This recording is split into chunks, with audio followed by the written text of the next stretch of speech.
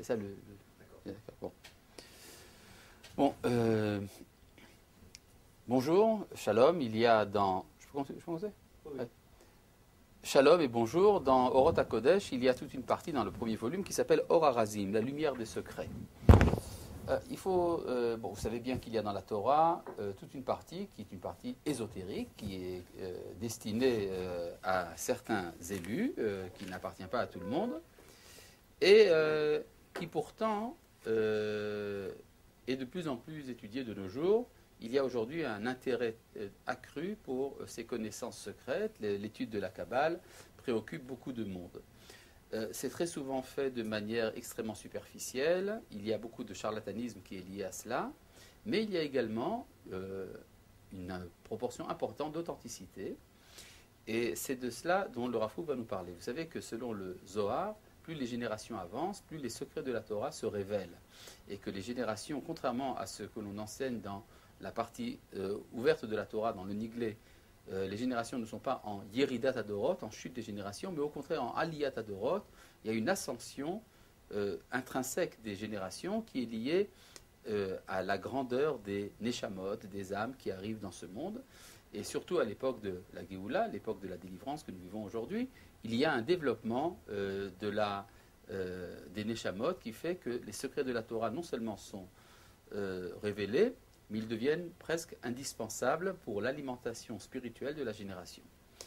Et c'est de ça dont va nous parler le Rav Kook. Évidemment, il faut éviter la popularisation excessive, l'approche prématurée des secrets de la Torah. Cependant, pour ceux qui y sont aptes, c'est quelque chose de vital. Et c'est de ça dont nous parle ici le Rav Kook. Et là, je voudrais vous lire dans le chapitre 64 du premier volume de Orot HaKodesh, Kiria l'Istaklut Eliona, un appel à une vision supérieure. Bon, alors ici c'est sous forme d'appel. Im tirtse ben Adam, si tu le veux, fils de l'homme. Istakel, contemple. Beor Ashechina bechol hayekum, la lumière de la présence divine dans tout l'univers. Istakel be'eden achaim hashmimiyim, contemple la plénitude de la vie céleste. Comment elle fait son chemin dans tout coin de la vie. Aruchani vachomri, aussi bien spirituel que matériel. Sheneged aine besarecha, veneged ene ruchacha, qui se présente face à tes yeux de chair et à tes yeux d'esprit. Hitbonen bepil'e hayetzira, contemple les merveilles de la création. Bechaye ha'elohut shelahem, la vie divine qui les habite. Lo betor ezetor nitkea shememerchakim matzigim neged ainecha, non pas comme une sorte de plan faible qui t'apparaît de loin. Kimda et ametziut shatachaiba, il faut que tu connaisses l'existence, la vérité dans laquelle tu vis. Da'et atzmecha vetolamecha, connais-toi toi-même ainsi que ton monde. Da et egione halev shelcha, connais les pensées de ton cœur. Veshel kol hoge vechoshev, et de tout penseur. Metza et mekor achaim shebikirbecha, découvre la source de vie qui se trouve dans ton intérieur. Veshemima alecha, qui est au-dessus de toi. Shemisvifra, qui est autour de toi. Et pe'ere hadrot achaim, les splendeurs de la magnificence de la vie, sheata sharouy betocham, dans laquelle tu es inclus. Ha'ahava shebikirbecha, l'amour qui est en toi. Ha'aleota leshoresh ozav edna tifarta, fais-le monter jusqu'à la racine de sa puissance. Archiva bilechol sarafotea, développe cet amour dans tous ses développements. Lechol eshed nishmat cheya olamim, rencontre toutes les cascades de l'âme, de la vie, des mondes, Asherak, Ritsutsamakom shela hege gorem miuto vezoharo, qui n'est amoindri que par les faiblesses de notre langage. Abet ala orot betochiyutam, contemple les lumières dans leur intériorité. Al yivleon nishmatra hashemot, que ton âme n'engloutisse pas les noms, hanivim vaotiot, les expressions et les lettres. Hem mesurim beyadecha, elles te sont livrées, ve'iata masur bidehem, ce n'est pas toi qui es livré en leurs mains. Allez, les mains là, allez, monte vers le haut, monte, ki koach az lecha, car tu as une grande puissance. Yesh lecha kanfe ruach, tu possèdes des ailes d'esprit. Kanfe nesharim abirim, des ailes d'aigle puissant. Al te kachesh bam, n'essaye pas de les nier. Pen yikachashu lecha, de peur que ces ailes ne te nient toi. Des roches otam, réclame-les. Vimatseu lecha tamid, et toujours ils seront présents pour toi. Donc on voit ici, bon, c'est un style, disons, un peu élevé, lequel le Rav Kook invite à une vision plus claire des choses. Il y a dans un des versets du prophète, Ki aïn be'aïn yir'u beshuv Hashem Tzion, c'est œil face à œil qu'ils verront lorsque Dieu reviendra à Sion. C'est quoi œil face à œil? Le Rav Tzvi Yehuda Kook, le fils du Rav Kook, disait, ça veut dire qu'il faut adapter la vision de l'homme à la vision du Créateur. On a souvent cette tendance de voir les choses sous un angle extrêmement étriqué. Nous voyons les choses comme si nous étions, nous, le centre du monde. Alors qu'en fait, il faut s'élever à la source du monde pour voir les choses de haut. Exemple de cela, vous savez, il y a parfois dans les cahiers d'écoliers un peu distraits, ils écrivent « Je m'appelle tel et j'habite dans telle adresse, dans tel pays, dans tel continent, dans telle planète du système solaire, dans la galaxie, dans l'univers. » En fait, c'est tout à fait faux, cette vision des choses, parce que ça prend comme point de départ l'individu. En vérité, nous vivons dans l'univers. Où cela dans l'univers? Eh bien, dans la galaxie. Où dans la galaxie? Eh bien, dans le système solaire, ou dans le système solaire, sur Terre, dans tel continent, dans tel pays, dans telle adresse, et je m'appelle un tel. C'est-à-dire que nous sommes appelés à une vision globalisante qui essaye de voir les choses à leur origine. Ce qu'on appelle la pensée du commencement, le réchit de la Torah, et c'est de cela dont parlent les secrets de la Torah, auxquels le Rav Kook nous invite de participer. Alors bon, il y a évidemment, c'est pas fait pour tout le monde, et il y a ici quelques instructions données par le Rav Kook pour savoir si on appartient effectivement à ce type de connaissance ou pas. Et là, je vous lis dans le chapitre Samechet 68 du même livre, Amiyu Chadim Lerazim, ceux qui sont aptes au secret. Alors, quelques petites phrases. Mishe margish be'atzmo achare kama vechama nisyonot. Celui qui ressent en lui-même, après de nombreux essais, chez Nafsho Bekirbo, Mitiashevet Bimnuchata, que son âme ne trouve son repos, Rak Be'esek Razetora, que lorsqu'il étudie les secrets de la Torah, Yeda Neemana, alors il doit savoir en certitude qu'il est Chach Notzar, que c'est pour cela qu'il a été créé. Il y a dans le Maseret Avot, dans ce qu'on appelle les Maximes des Pères, ou le traité des principes, il y a une belle expression, Imlama de ta Torah arbe, si tu as étudié beaucoup de Torah, Al tahazik tova le'atzmecha, ne sois pas prétentieux, qu'il est chach notzarta, car c'est pour cela que tu as été créé. Bon, si on prend cette phrase telle qu'elle, elle pose problème. Si j'ai été créé pour étudier la Torah, mais tous les hommes ont été créés pour étudier la Torah, alors pourquoi si moi j'ai étudié beaucoup de Torah, je n'en tirerai pas une certaine fierté? La réponse est qu'il faut bien lire cette Mishnah. Cette Mishnah nous dit Imlama de ta Torah harbe. Si tu as étudié beaucoup la Torah, si tu as étudié un peu la Torah, comme tout le monde, tu n'as fait que ton devoir. Mais si tu as étudié beaucoup de Torah, alors il y a ici quelque chose de particulier. Ça témoigne du fait que toi, tu as été créé pour en étudier beaucoup et non pas les autres. Donc il n'y a pas de quoi s'enorgueillir. Si tu as été créé pour étudier beaucoup de Torah, eh bien c'est que c'est ton rôle. De même qu'il ne trouve pas la paix de son âme sans les secrets de la Torah, eh bien cela démontre qu'il a été créé pour cela. Ve'al yevahalu kol miniot shebaolam, il ne doit pas être effrayé par tous les empêchements du monde. Gashmiot et gamruchaniot, aussi bien les empêchements matériels que spirituels. Miliot ratz el mekor chayav ushlemuto ha'amitit, de courir vers la source de sa vie et sa plénitude véritable. Il doit comprendre que ce n'est pas seulement sa perfection à lui qui dépend de cette étude, et la gamatzalat aklal v'shichlou laolam, mais qu'il entraide comme cela également le sauvetage du monde et le perfectionnement du monde. Bon, vous savez qu'il y a dans la tradition juive différentes manières d'approcher les secrets de la Torah. Il y a la tradition kabbalistique, qui est connue. Il y a cependant d'autres approches, telles que celle par exemple de Maïmonide. Maïmonide n'était pas un kabbaliste, il était un grand maître du judaïsme, versé dans la philosophie, et il avait son approche à lui de ce qu'on appelle les secrets de la Torah. Alors, qu'est-ce qu'un kabbaliste comme le Rav Kook peut penser de cette approche-là?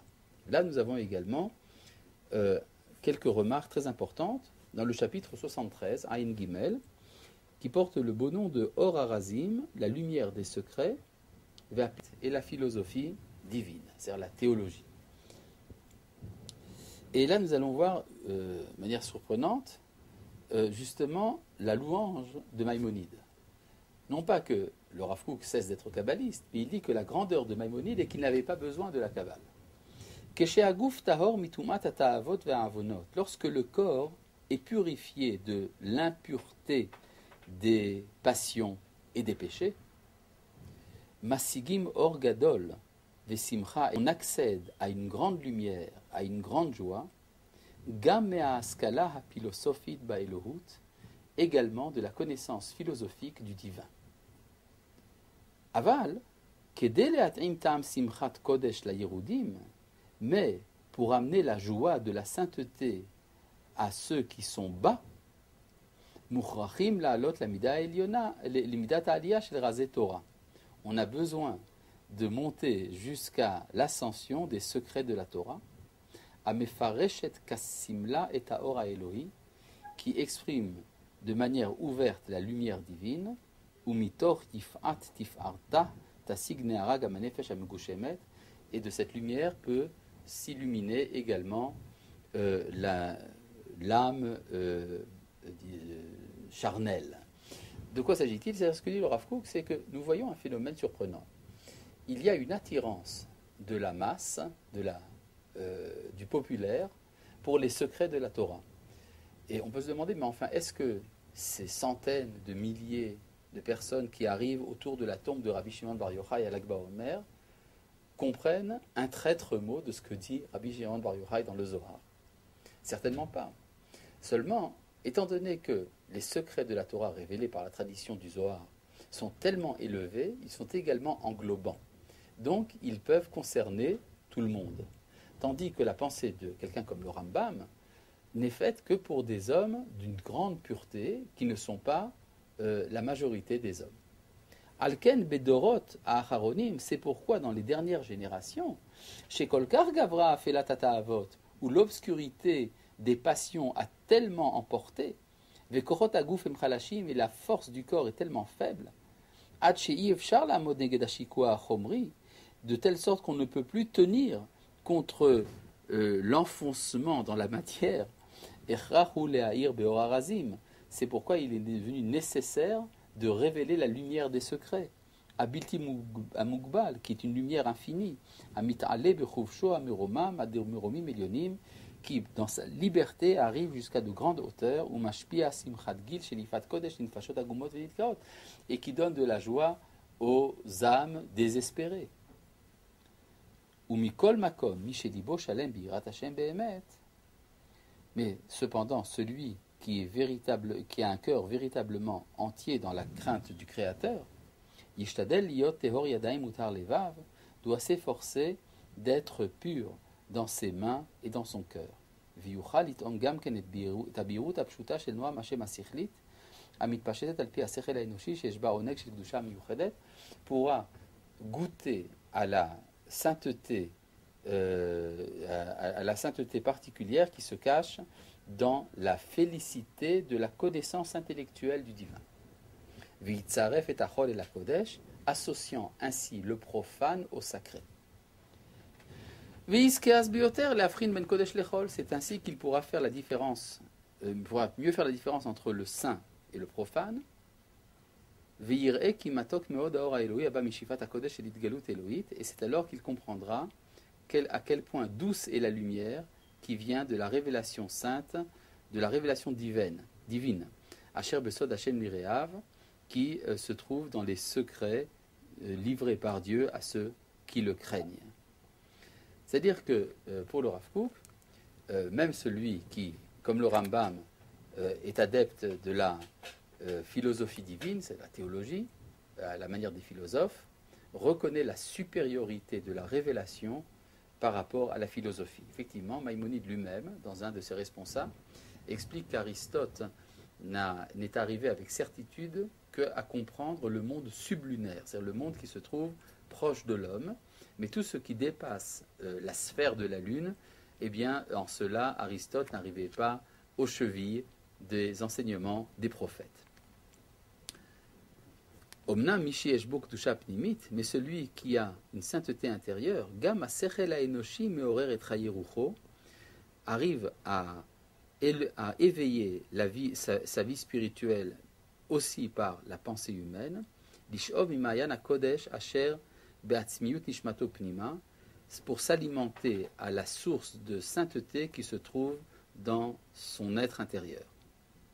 Ush ivazo mitachedet ibomek atzmiuta imayara arazit, et cette conscience s'unifie dans sa profondeur avec la connaissance kabbalistique.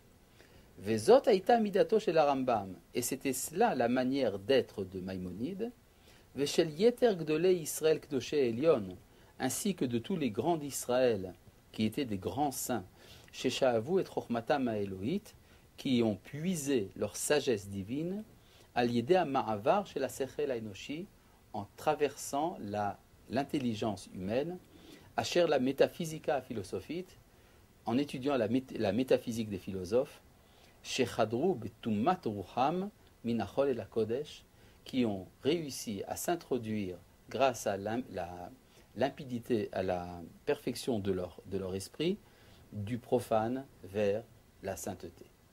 Voilà, donc nous avons ici fait un parcours, disons, quelques considérations du Rav Kook concernant les secrets de la Torah, et l'invitation donc à cette étude, tout en défendant également les courants philosophiques qui se sont manifestés dans le peuple d'Israël pendant l'histoire.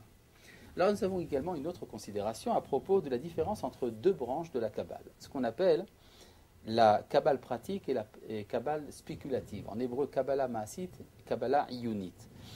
Vous avez ici, c'est au chapitre Ayin He 75. Expliquons d'abord c'est quoi la Kabbale pratique et la Kabbale spéculative. La Kabbale pratique, c'est cette partie qui concerne la pratique, justement, qui exige une grande purification de la personne et qui donc amène les kabbalistes parfois à faire de nombreux jeûnes et de nombreuses mortifications, et qui parfois les amène même à faire des miracles. En tout cas, il y a des phénomènes supranaturels que l'on trouve dans le comportement des kabbalistes. Ça appartient à ce qu'on appelle la kabbale pratique. Et puis il y a la kabbale spéculative qui ressemble par son style extérieur à la philosophie, qui nous entraîne dans les hauteurs abstraites du monde et qui, elle, justement, est pleine de joie. C'est la partie la plus populaire de l'étude de la Kabbale. Et à ce propos, il y a ici tout un enseignement du Rav Kook. Ha-Kabbalah ha-Ma'asit roa et akol ba-metziut. La Kabbale pratique voit tout dans la réalité. Yesh ba harbe simcha mitzad ha-godel ha-yofi ha-tov ha-tiferet. Elle est pleine de joie à cause de la grandeur, de la beauté, du bien et de la splendeur. Effectivement, on ne peut pas connaître le Créateur, on ne peut pas servir Dieu d'après la tradition juive dans la tristesse, c'est absolument impossible. Omnam yeshba gam ken harbe atzvut, mais il y a également beaucoup de tristesse, untiyot sigoufiot, et une tendance à la mortification, mitzadara, à cause du mal, azohama, la souillure, veatum'a, et l'impureté, sheha adam elupafba, qui enveloppe l'homme, be'avonotav, à cause de ses péchés, va'avonot, avotav, et les péchés de ses ancêtres. Avonot haolam vechete haolamot, les péchés du monde et les péchés des mondes, bintiat retzonam amukbal, à cause de leur volonté restreinte. C'est-à-dire que les kabbalistes pratiques sont occupés à ce qu'on appelle le tikkun, la réparation. Atziyur liitnasse, ou levatel et kol hara v'achisron, lo yuchal leshanot et hametziut. Alken imelea koved rosh. Le désir de s'élever au point d'annuler tout le mal et tous les manques qu'il y a dans le monde ne peuvent pas changer pleinement la réalité. C'est pourquoi cette partie-là de la Kabbale est pleine de sérieux. Melea bekoved rosh. Par contre, la Kabbalah ha'iyunit, la Kabbale spéculative, hi ha'idéalit, est celle qui est idéale. Shebeyoter nidba'ara b'chasidut ha'chadasha, qui a été beaucoup plus expliquée dans le nouveau chassidisme. Alors, de quoi parle le Rav Kook? On dit le nouveau chassidisme, il entend par là le chassidisme. C'est-à-dire du temps du Rav Kook, le chassidisme était un courant relativement nouveau dans le monde, et il était à différencier de ce qu'on appelle les chassidim rénants du Moyen-Âge. L'école de Rabbi Yehuda Chassid et de Rabbi Shmuel Chassid et de Rabbi Lazare de Worms, qui étaient les premiers chassidim, et tandis que les chassidim issus du Baal Shem Tov, les élèves du Baal Shem Tov, c'est ce qu'on appelle le nouveau chassidisme. Or, le nouveau chassidisme emploie la terminologie de la Kabbale en supprimant les tendances mortifiantes. Il y a l'enseignement, l'invitation à la joie en permanence chez les chassidim. Chez la Dorot Asmuchim, des générations proches de nous, Im evaeret et akol beofen tziyuri. Elle explique tout de manière imaginale. Hatov ou amuchlat, le bien c'est cela l'absolu. Haomed, le permanent. Ve'ara eno ki'im dimioni. Et le mal n'est qu'imaginaire. Imken yesh beverur adat ve'agbarat haruach. Donc il suffit de rendre limpide la connaissance et d'augmenter l'esprit, enfin de renforcer l'esprit. Le'aper hakol latov, cela suffit pour tout transformer en bien. Ve'en makom la'itzvonot, il n'y a pas de place à la tristesse. C'est-à-dire, c'est le changement de vision des choses qui fait que le monde objectivement passe du pessimisme à l'optimisme. Rak simcha veromimut neshama. Il n'y a que la joie et l'élévation de l'âme, tsarich lemaleh et akol, qui doit remplir tout. C'est-à-dire qu'il y a, pour reprendre l'expression du roi David dans le livre de Tehilim, Sourmera va à Setov, éloigne-toi du mal et fais le bien. On pourrait dire que le motto de la Kabbale pratique, c'est éloigne-toi du mal. Il faut réparer le mal, il y a une conscience de l'accumulation du mal dans le monde qui entraîne une vision extrêmement sérieuse de la vie humaine. Par contre, il y a le Hasetov qui correspond à la Kabbale spéculative et chassidique qui fait qu'on voit tout du point de vue de la Neshama. Alors du point de vue de la Neshama, il suffit simplement de regarder les choses autrement pour que tout ce qui paraissait pessimiste soit optimiste et rempli de joie. Voilà, c'est quelques considérations du Rav Kook à propos de la Kabbale. Vous êtes invités évidemment à lire tous les chapitres, c'est ce que nous ne ferons pas dans notre étude.